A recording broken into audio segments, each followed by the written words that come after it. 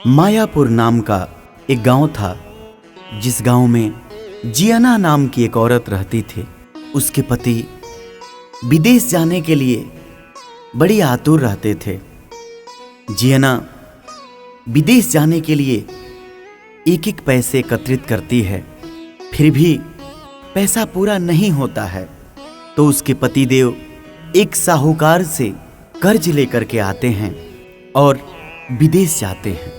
जियाना पतिदेव के विदेश जाने के बाद बड़ी खुश होती है कि अब घर की गरीबी दूर हो जाएगी, सारे सपने पूरे हो जाएंगे।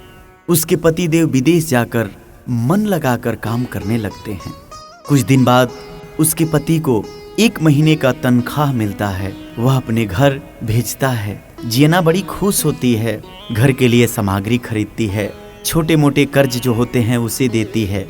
मगर साहूकार के पास से जो कर्ज आया रहता है उसको देने के लिए तो ज्यादा रकम की जरूरत होती है।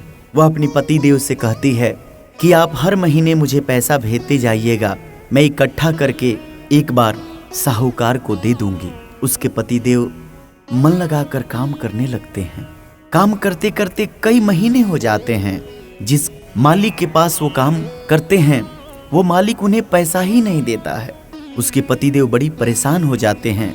जियाना से सारी बात बताते हैं। जियाना कहते हैं घबराइए मत, आज नहीं तो कल पैसा मिलेगा। मैं यहाँ किसी तरह काम चला रही हूँ, इकट्ठा पैसा मिलेगा तो हम लोग साहूकार को एक बार पैसा दे देंगे। धीरे धीरे साल हो जाता है मगर वो मालिक पैसा नहीं देता है। इधर जियाना परेशान हो जाती है, एक एक पैसे के लाले घर में पड़ जाते हैं, सब कुछ घर से खत्म हो जाता है। इतने में एक दिन साहूकार आता है और कहता है पता चला है कि तुम्हारे पति देव को पैसा नहीं मिल रहा है, अगर इतने दिन के अंदर तुम मेरा पैसा वापस नहीं की तो मैं घर में ताला मार दूंगा। जियाना बड़ी परेशान हो जाती है। साहूकार के जाने के बाद वो अपने पति देव से बात करती है। पति देव कहते हैं घबराओ मत, सब कुछ ठीक हो जाएगा, पैसा बस अब मिलने वाला है। देखते देखते 2-3 माह और निकल जाता है। साहूकार इस बीच 2 बार 3 बार आता है और अंत में आकर के जियाना को घर से निकाल करके घर में ताला लगा देता है। जियाना परेशान हो जाती है, अब जियाना जाए तो कहाँ जाए। जियाना गांव के धर्मशाला में जा करके पनाह लेती है, परेशान हो जाती है। पतिदेव से बात करती है। पतिदेव कहते हैं घबराओ मत, छठ आने वाला है, छठ का व्रत करो, छठी मैया से प्रार्थना करो कि मेरा रुका हुआ पैसा मिल जाए। जियाना के पास तो एक पैसे भी नहीं रहते हैं। जियाना भिक्षा मांग करके एक एक चीज एकत्रित करती है और बड़ी श्रद्धा से छठ का व्रत करती है।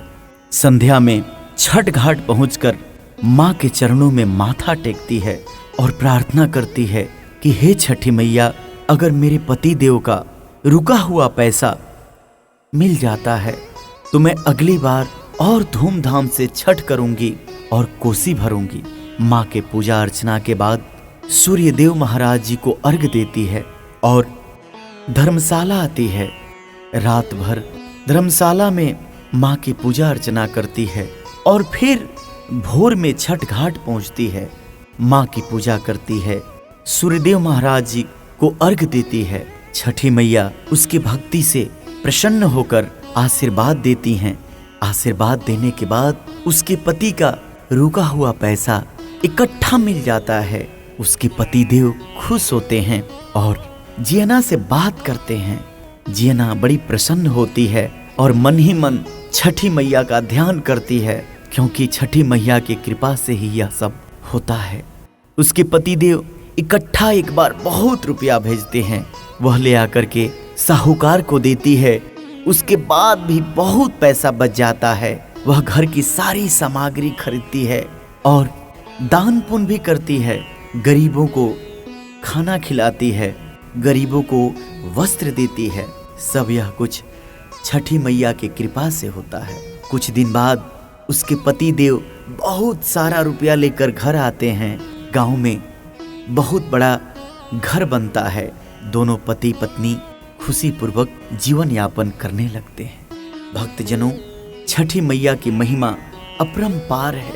जो लोग मन से छठी मैया की पूजा अर्चना करते हैं, मैया उनकी सारी मनोकामनाएं पूर्ण करती हैं। प्रेम से बोलिए छठी मैया की जय।